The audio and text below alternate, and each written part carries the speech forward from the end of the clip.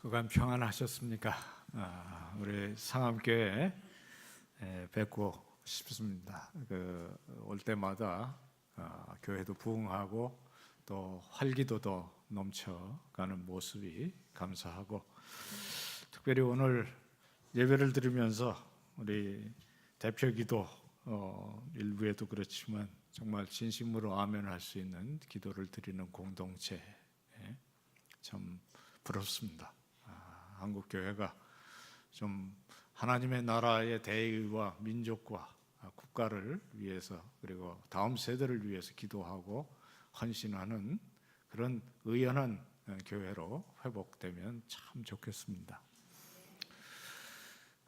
우리 목사님 24분의 성도님들과 함께 이스라엘에 지금 탐방 중이시고, 저희는 오늘 본문을 통해서 미스바로 가겠습니다.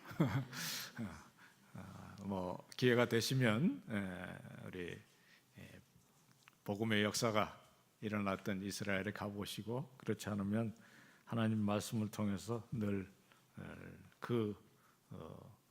영적으로 체험할 수 있는 진리, 더군다나 이렇게 많은 성도님들과 한 자리에서 이 말씀을 나눌 수 있는 것은 참으로 복된 일입니다. 오늘은 에벤에셀 기념비입니다. 아주 오랜 옛날 사사 사무엘이 세웠다는 기념비입니다. 우리 민족도 역사가 5,000년이니까 기념비들이 많지 않습니까? 제가 개인적으로 보고 싶은 한 기념비는 만주 땅에 있다는 광개토 대왕비입니다. 1775자가 새겨 있다는 거대한 비석인데, 그 비석은 여기까지가 대한민국의 영토였다 이런 것을 보여주는, 우리가 이 땅에서는 한 민족으로 살아가고 하나님의 나라의 시민인데, 적어도 한반도, 그것도 반쪽이 끊어져서 섬과 같이 비행기를 타든지 배를 타지 않으면 나아갈 수 없는 그런 갇힌 곳에 사는 사람들이 아니라, 대륙의 그것도 만주 벌판을 향해 거기까지 우리 민족이 살았다라는 것을 보여주는 경계석 아닙니까? 보고 싶습니다. 성경에도 하나님께서 역사를 이루실 때 많은 기념비들이 남아 있습니다. 아브라함의 손자인 야곱은 신앙을 잃고 세속적인 사람이 되어 있을 때 그를 광야로 내모시고 벳델에서 꿈속에 그의 신앙을 회복시키셨습니다. 그래서 놀라 잠이 깬 야곱은 자기가 베고 있던 돌 베개를 세우고 이것이 하나님의 집이라는 기념비를 세웠습니다.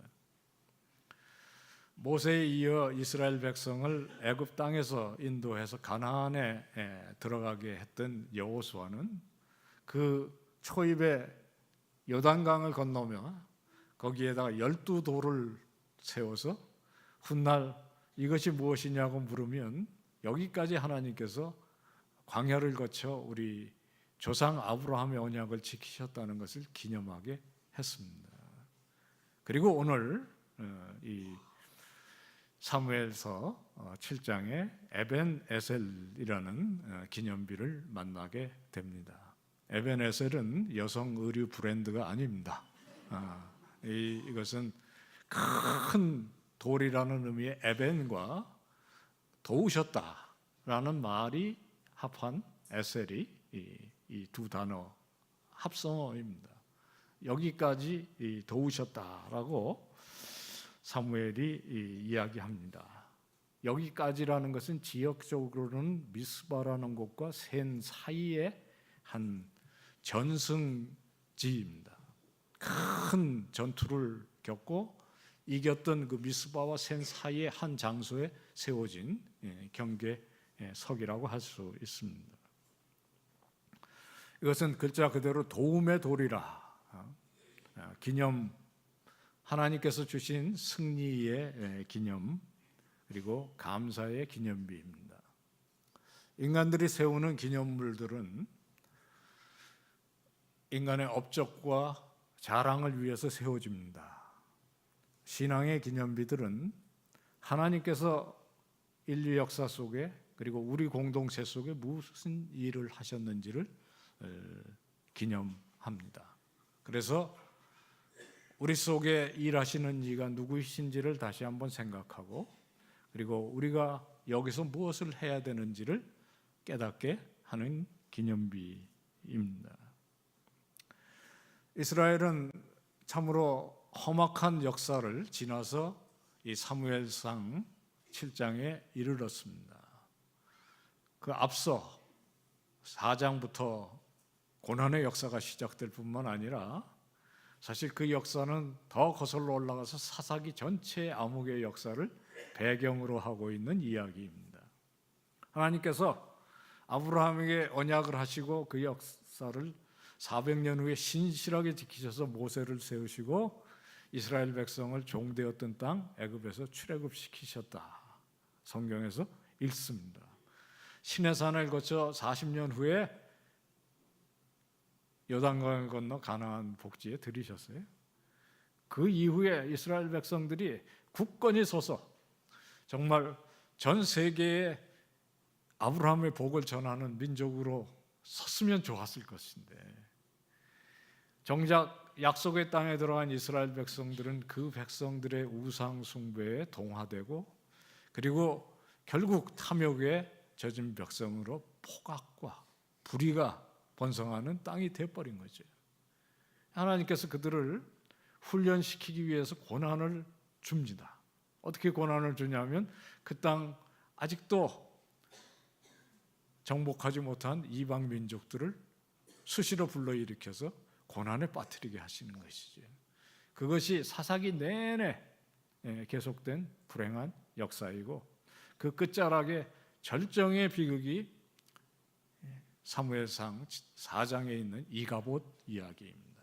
이가봇은 어떤 의미에서 에벤에셀과 정말 반대 이야기입니다. 이 없다, 카봇, 영광. 그래서 영광이 사라져 버렸다. 엘리의 손자의 이름입니다. 어머니가 난상 끝에 자기 생명을 대가로 낳아놓은 아들인데 그 이름을 이가봇이라. 이것은 한 엘리 가정, 이스라엘 지도자 가정의 비극이 아니라 이스라엘 비극 전체입니다.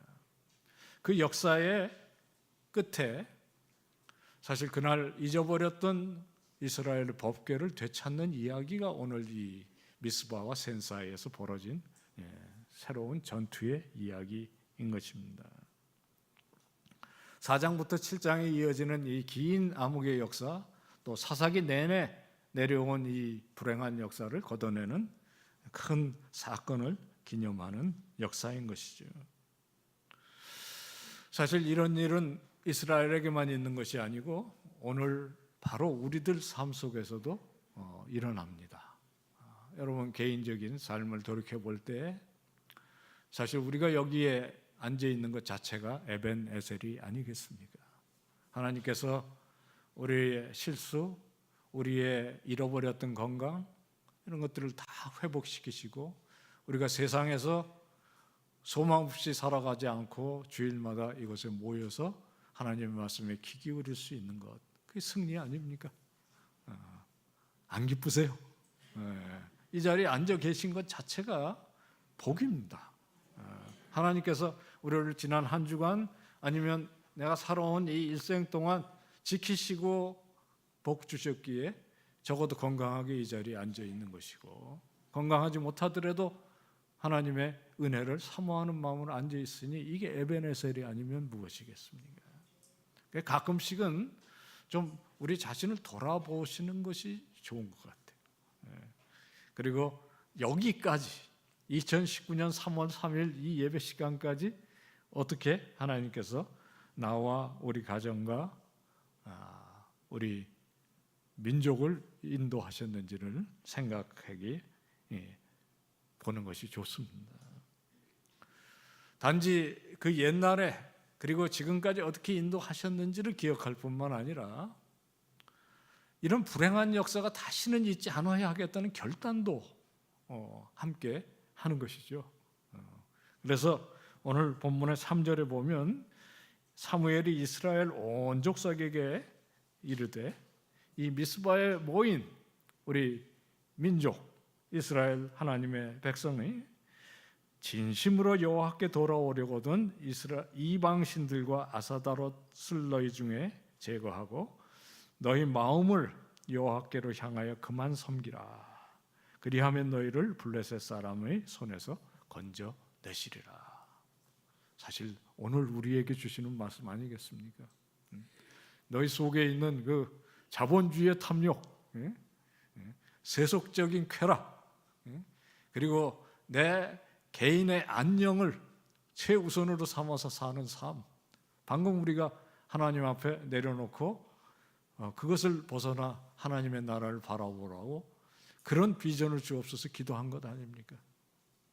우리의 마음을 새롭게 주 앞에 결단하는 것, 그 예배 시간에 일어나는 일입니다.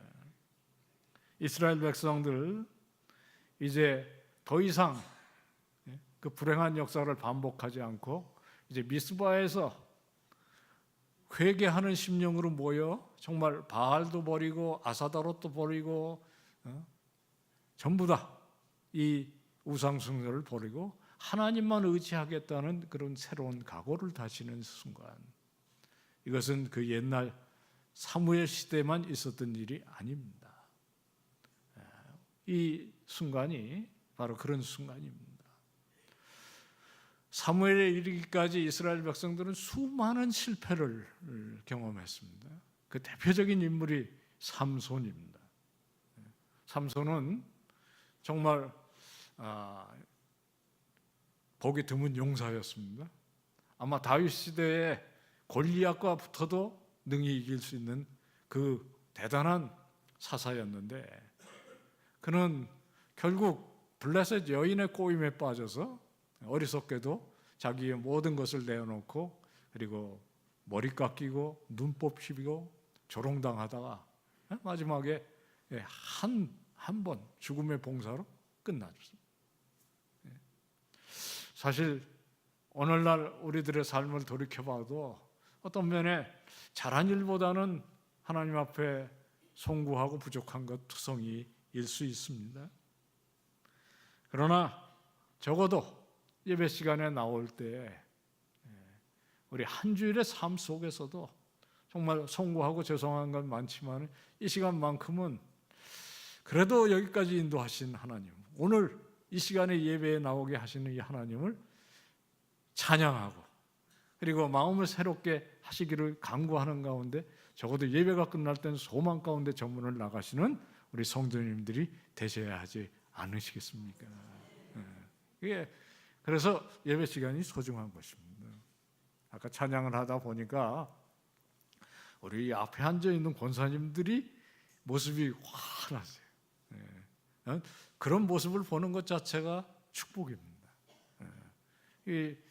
우리가 하나님을 감사하는 마음으로 찬양하고 그리고 소망을 되새기는 이것이 이 소중한 시간이라 우리가 열렬을 제쳐놓고 여기에 앉아 있는 것 아니겠습니까? 그러니까 찬양을 하실 때 혹시 아직까지 뜨거운 마음이 없으신 분도 입이라도 크게 불려서 열심히 찬양하고 기쁘게 그냥 빛 받으러 오신 분 같이 그렇게 앉아 계시지 마시고 그렇게 하시면 이 예배 시간에 하나님의 임재가 무엇이고 하나님께서 하시는 일이 무엇이고 그것이 내 삶의 의미가 무엇인지를 깨닫고 가는 시간이 되는 줄로 믿습니다.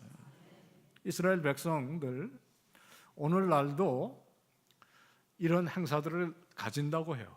이스라엘의 이 사관학교, 육군사관학교든지 공군사관학교든지 해군사관학교든지 졸업하면 반드시 들려서 식을 하는 곳이 하나 있다고 그래요. 마사다라는 곳인데요. 이게 평지보다 조금 높은 마지막 결전을 했던 곳입니다.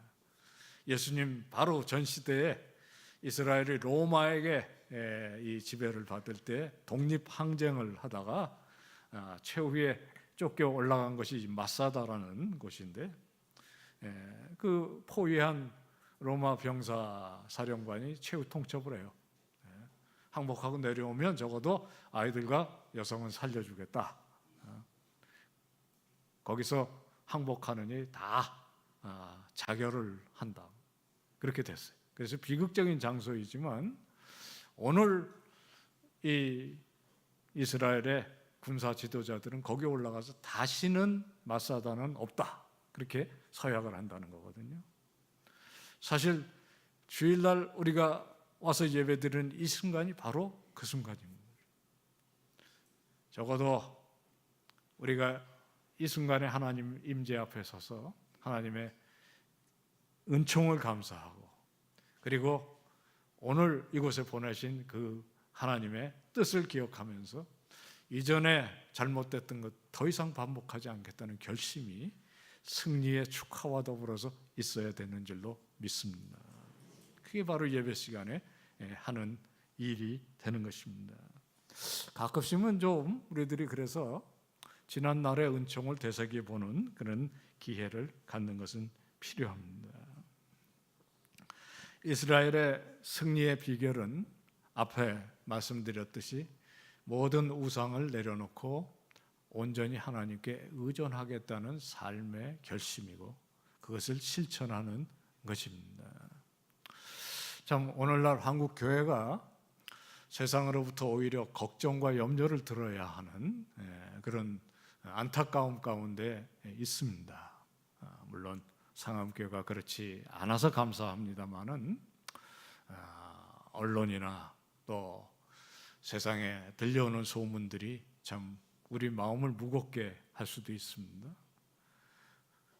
이러한 어려운 때에 더 이상 한국교회가 그런 일을 반복하지 않아야 한다 하는 결단이 우리 상암교회로부터 일어난다면 얼마나 하나님께서 기뻐하시고 소중하게 여러분들을 복의 복으로 인도하실까, 그런 기대를 해보게 됩니다. 우리들의 삶 속에 우리가 기억하고 돌이켜보면서 우리 삶 속에 주셨던 하나님의 은혜가 무엇인지를 어디서부터 다시 생각해서 거기 돌아가며, 그리고 또 우리 삶을 앞으로 끌고 가야 될 건지를 생각하시는 주일 예배가 늘 되셨으면 좋겠습니다.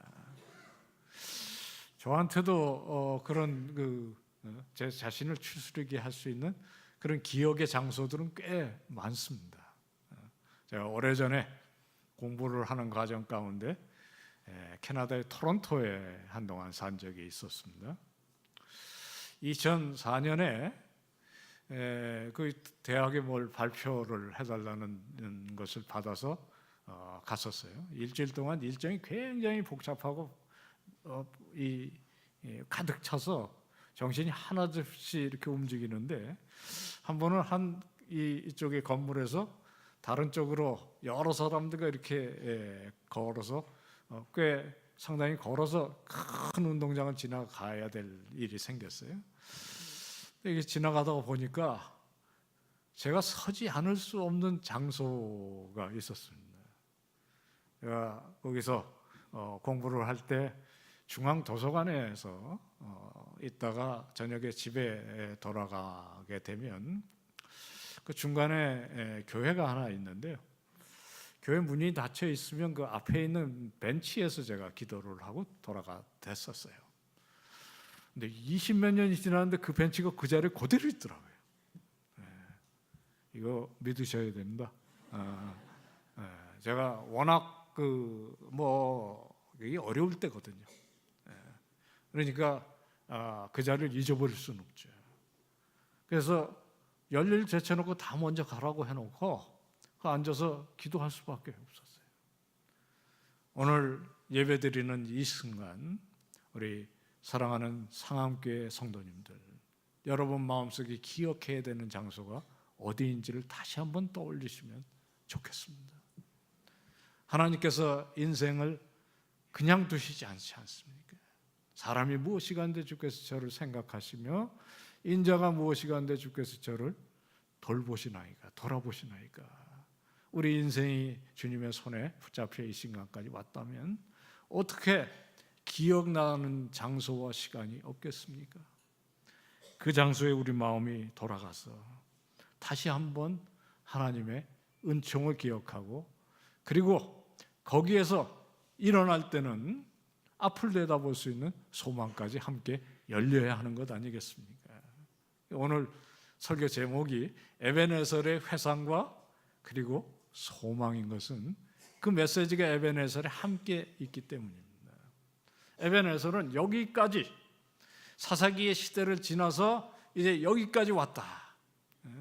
미스바와 센 사이 여기까지 하나님의 군대를 이기게 하셨다라는 것이긴 합니다만은, 거기서 끝나지 않고 앞으로 또 인도하신다는 소망이 함께 들어있는 그런 소망의 기념비고 소망의 기도의 장소인 것입니다.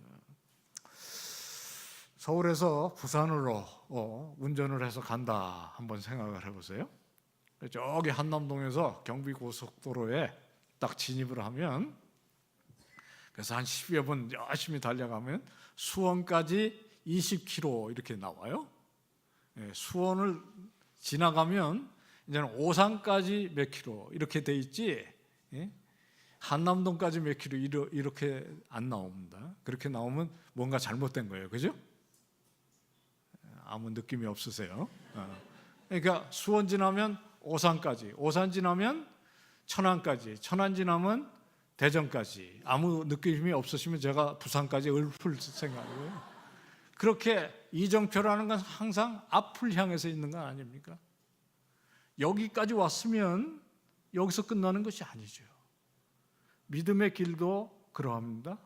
그리고 장로님 기도하신 대로 우리 하나님의 역사도 2019년까지 왔으면 여기서 끝나는 것이 아니고 하나님의 나라로 가는 것이죠. 한국 교회가 좀 이 비전을 회복할 수 있어야 할 것 같습니다. 나만 그저 오붓하게 잘 먹고 잘 살면 되었다라고 생각하는 것이 교회의 정체성도 아니고 교회의 사명도 아니지 않습니까? 그저 또 한 번의 전쟁이 아직까지 안 터지고 아슬아슬하지만 오늘까지 잘 살았다, 그냥 나만 아니면 돼, 그러면 안 되는 것입니다.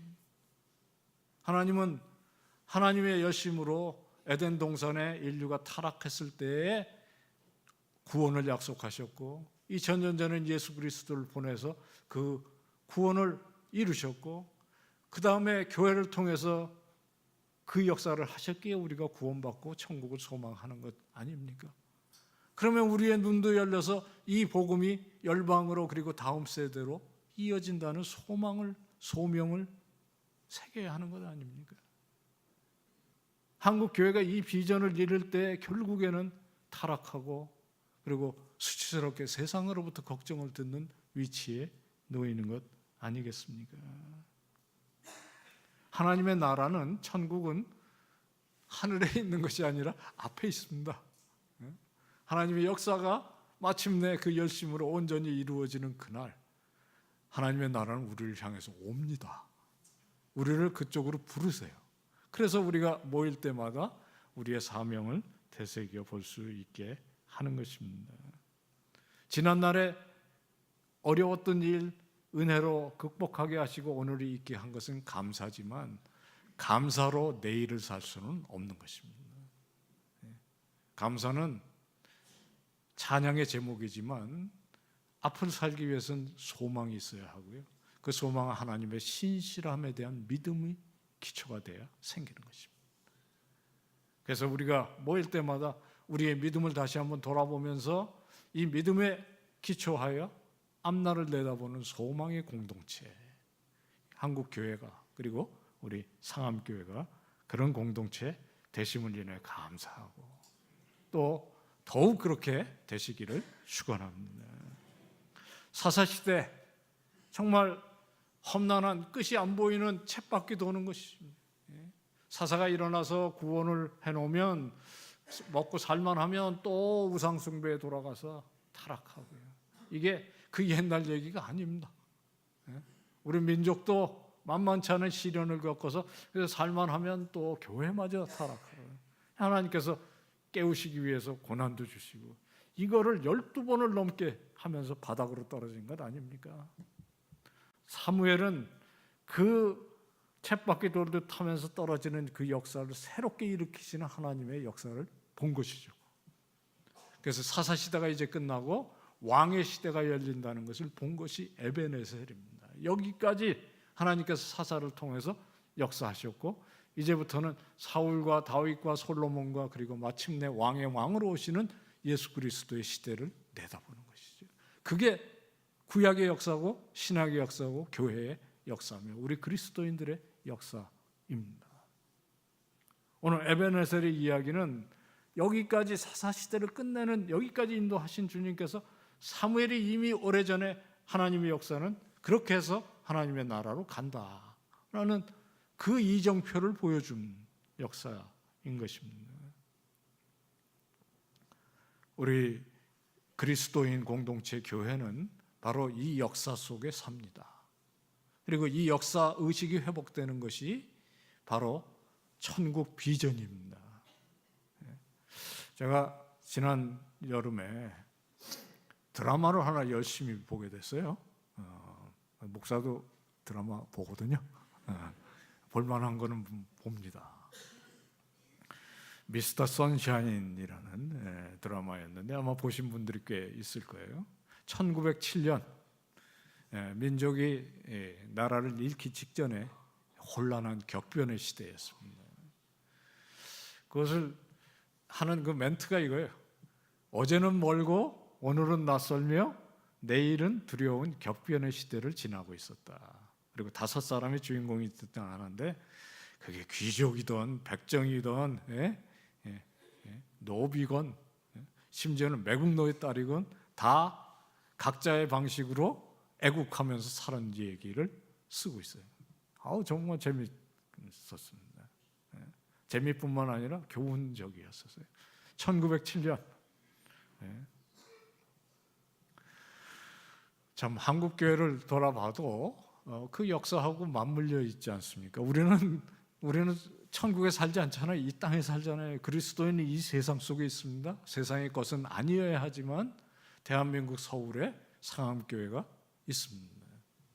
1907년도 마찬가지였습니다. 1885년에 하나님께서 이 우상과 불교와 그리고 유교에 쩔은 그래서 정말 민족이 국가를 잃을 수밖에 없는 어두운 그 아픔의 시대에 2명의 선교사를 이 땅에 보내시지 않았습니까? 아펜젤러와 장로계 언더우드입니다. 언더우드가 그 즈음에 썼다는 기도문이 내려와요. 지금은 아무것도 보이지 않습니다. 우리를 서양 귀신이라고 놀립니다. 조선 남자의 소홍새는 알 수가 없고 가마 타고 다니는 여성들은 만나지도 못할 것 같다 두렵습니다. 주님 아무것도 보이지 않습니다. 그러나 믿음은 바라는 것들의 실상이요 보이지 않는 것들의 증거라고 하신 말씀을 붙들으면 언젠가는 이 땅이 축복의 땅이 될 줄로 믿습니다. 나를 도와주소서. 이게 언더우드의 기도거든요. 긴 기도입니다. 그 기도가 응답되고 하나님께서 복 주셨기에 우리가 여기 있는 것입니다. 그 기도가 언제 쓰여지고 사실 언더우드에 의해서 써여졌는지 알 수가 없지만 적어도 1885년에 복음이 이 땅에 심어진 몇 년이 안 돼서 그 기도에 싹이 텄어요. 부흥이 일어나기 시작했습니다. 1907년입니다. 참 묘했어요. 미스터 선샤인을 만든 그 해, 그 해에 평양에 대부흥운동이 일어났어요. 그 부흥운동을 이끌었던 사람이 길선주입니다. 그런데 그 부흥운동을 하나님께서 주시고 기독교인들이 이 땅에 퍼져나가기 시작해서 1919년 금요일 3.1절에 우리가 100주년 기념식을 하지 않았습니까?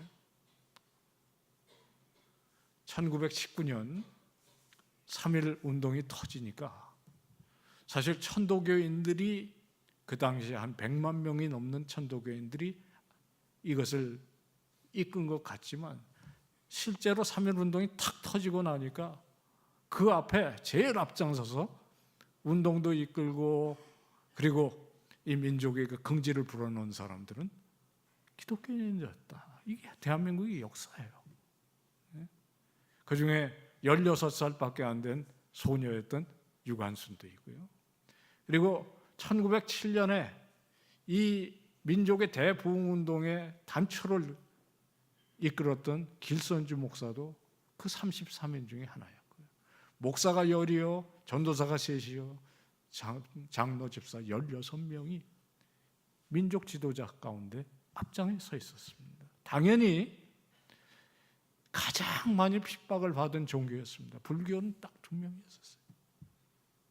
그 당시 대한민국의 기독교인이 얼마였었냐? 2천만 인구 중 20만이 채 안 됐다는 거예요. 1%의 기독교인들이 정말 사사기보다 더한 암흑의 이 땅에 소망이 되었다는 거거든요. 우리 사랑하는 상암교회 성도님들, 우리가 살아가는 이 2019년의 교회의 모습을 보며 정말 안타까워합니다. 이 세상 가운데 빛과 소금으로 그리고 산 위에 세워서 빛나는 동네와 같은 이 공동체, 하나님께서 1919년에 들어서 쓰셨습니다. 아마도 그때 많은 순교자들과 희생과 민족 앞에 보인 모범 때문에였었는지 이 땅에 복음의 부흥을 주셔서 100년 안쪽에 이 세계에서 가장 손꼽히는 교회가 대한민국에 세워진 것 아닙니까? 사실 우리가 이 자리에서 자유롭게 그리고 그래도 남들에게 손가락질 안 받고 예배를 드릴 수 있게 되는 이 긍지의 뿌리에는 우리 선조들의 그런 믿음과 헌신이 있었던 것입니다. 교회를 위한 헌신뿐만 아니라 적어도 우리가 살아가는 큰 공동체인 대한민국이라는 나라에 대한 헌신이에요. 교육에 있어서나 봉사에 있어서나 그리고 사회적인 돌봄에 있어서나